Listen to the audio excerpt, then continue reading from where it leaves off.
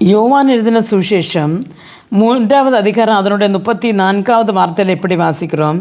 தேவனால் அனுப்பப்பட்டவர் தேவனுடைய வார்த்தைகளை பேசுகிறார், தேவன் அவருக்கு தமது ஆவியை அளவில்லாமல் கொடுத்திருக்கிறார் என்று காணப்படுகிறது.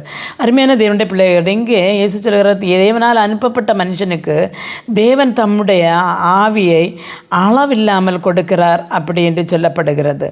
இப்போ இசையா தீர்க்கதரிசியின் புத்தகம் 11வது அதிகாரம் அதனுடைய 2வது வார்த்தையில் நாம் வாசிக்கும்போது அங்கே காணப்படுகிறது, ஞானத்தையும் உணர்வையும் அருளும் ஆவியும் ஆலோசனை பலனையும் அருளும் ஆவியும் அறிவையும் கர்த்தருக்கு பயப்படுகிற பயத்தையும் அருளும் ஆவியும் ஆகிய கர்த்தருடைய ஆவியானவர் அவர் மேல் தங்கி இருப்பார் என்று காணப்படுகிறது. இப்போ இயேசு கிறிஸ்து பிறக்கிறதுக்கு முன்பாகவே தீர்க்கதரிசி சொல்லுகிறார், ஒரு ஞானத்தின் ஆவி, ஒரு அறிவை உணர்த்துகிற ஆவி, அதே மாதிரி கர்த்தருக்கு பயப்படுகிற பயத்தை அருளும் ஆவி, அப்படி ஆவியானவருடைய மிகுந்த ஒரு பலனை கொடுத்து ஆண்டவர் ஒருவரை என்ன செய்வார், இந்த பூமியில் அனுப்புவார் என்று சொல்லி இயேசுவும் சொல்லுகிறார், கர்த்தர் தமக்கு நம்முடைய ஆவியை அவர் அனுப்புகிறவருக்கு தம்முடைய ஆவியை அளவில்லாமல் கொடுக்கிறார் என்று சொல்லி.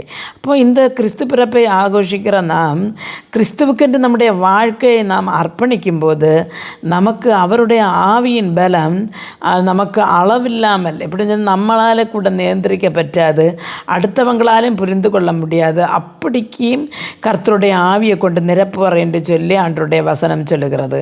அருமையான தேவனுடைய பிள்ளைகளே, கர்த்தருடைய ஆவியை பெறாதவன் எவனும் அவருடையவர்கள் அல்ல என்று வேதம் சொல்லும் பொழுது நாம் கர்த்தருக்கு பயந்து வாழ்க்கை வாழ ஒவ்வொருவருக்கும் கிருபை அருள்வாராக. ஜெபிப்போம். எங்களை மிகவும் அன்பாக நேசித்து வழிநடத்துகிற நல்ல தகப்பனே, ஆசீர்வாதமான மகிழ்ச்சியுமான இந்த வேளையில் இந்த செய்தியை கேட்ட ஒவ்வொருவருக்கும் ஆண்டவரே உமது கரங்கள் தருகிறேன். ஆண்டவரே, உம்மால் அனுப்பப்பட்டவர்கள் உம்முடைய ஆவியை பெறுவார்கள் என்று வசனம் சொல்லுகிறது போல ஆண்டவரே, எங்களை பாவங்களை சுத்திகரித்து ஆண்டவரே எங்களை உமது ஆவியினால் நிரப்புங்க. உம்முடைய ராஜ்ய கிட்டுமா பணியில் ஆண்டவரே எங்களையும் சேர்த்த பணியை ஆண்டவரே உம்முடைய கரங்களில் ஒப்படைக்கிறோம். இயேசு கிறிஸ்துவின் நாமத்தில் ஜெபிக்கிறோம். ஜெபத்தை கேளும் பரமபிதாவே, ஆமென்.